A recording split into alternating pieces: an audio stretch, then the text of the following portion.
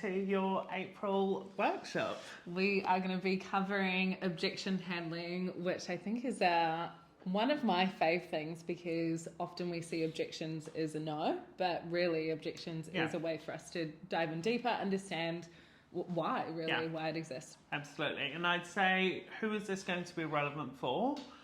Every single person. Unless you convert 100% of your business development calls to a client one, this session will be for you. So we'll start with actually understanding why objections happen and where they originate from, because you need to understand that before you can counter them. We'll then go into what the common objections are from a recruiter perspective and what the structure is for actually handling an objection to a positive outcome. 100%. I think for the structure of an objection, we want to understand how we acknowledge it, how we empathize with the situation, how we can dive in deeper before we even consider pitching or offering solutions.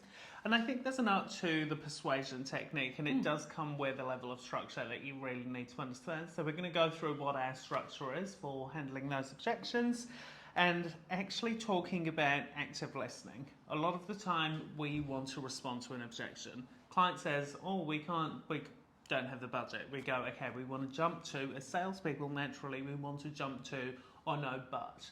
And there's a real art to actually holding back here and going, no, there's a process here. I actually need to follow that process to that positive outcome, to positively influence, which is what our jobs are as recruiters and salespeople, to a positive outcome. So we're going to go through all of that in this 1 hour session. We love this subject. And honestly, it's one of the biggest impact sessions personally that we've done over our monthly sessions, because honestly most people go, we need to do more BD, and honestly you probably just need to get better at handling the objections that you're getting to convert those clients at a greater rate. And educating our clients on what we do as recruiters, because they don't often know what we do. So I think being able to provide solutions with the knowledge that we hold, which is a lot. We do know a lot. Yeah, totally. And in this session, guys, me and Lucy are going to do something a little bit corny, which is roleplay.